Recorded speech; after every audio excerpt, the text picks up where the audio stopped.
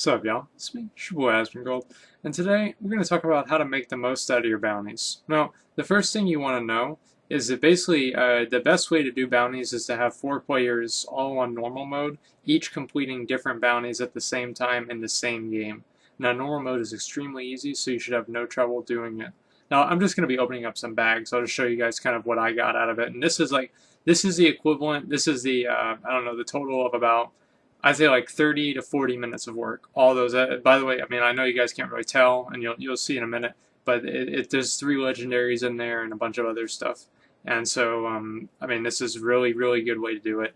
Basically, what you do is you have each player complete one act and one set of bounties per act. And you want to focus mostly on Act 1 and Act 2 if you're just starting out. The reason for that is Act 1 gives you access to a ring that's very useful for completing set bonuses that I'm actually going to receive in this video. And Act 2 gives you access to 2 items that are very important. Your illusory boots, which make it to where mobs can't wall you in by themselves. They can't like mob block you or like whatever, and you can just walk right through any monster. And the second thing that that Act 2 gives you is they give you the I think it's the gloves of worship. I'm not really sure exactly what they're called. But basically what they do is they give you, they make the shrine buffs last for 10 minutes. And so both of those items are absolutely essential for doing rifts and basically just gearing out a character in general. I would say the most important one is the ring. Now for each class there's going to be specific items that you can focus on getting, because there are some items that only drop from the bounty bags. And with those items there, you want to just make sure that you kind of do your own research, and because there are lists online that show which gear is available for different bounties for different acts, because it is different for each act. Now, the main thing that you want to do here, obviously, is you want to focus on speed, because this is just for normal mode. And so what I'm doing here is, as you can see, like I have like storm armor with like scramble, and I'm like max move speed. Well, I'm always max moving, but I definitely am for this. And see, there's the ring there, and it turns a 2-piece set bonus into a 3-piece set bonus. Turns a 3-piece set bonus into a 4-piece set bonus. Or if you have 3 pieces, it counts as a 4-piece. If you have 2 pieces, it counts as a 3-piece. If you have 1 piece, it does not count as a 2-piece, which is kind of shitty, but it's not surprising because it would be ridiculously fucking overpowered.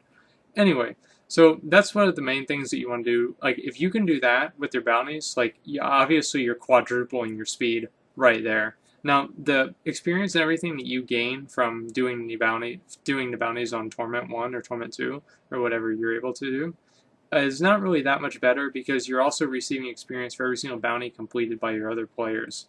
And so you're going to be getting like just a million experiences going to be popping up all the time, and a million isn't really that much. But I mean, you're also getting all this loot at the same time. Like I got 2 entire bags full of loot, and 3 legendaries and gems and stuff like that.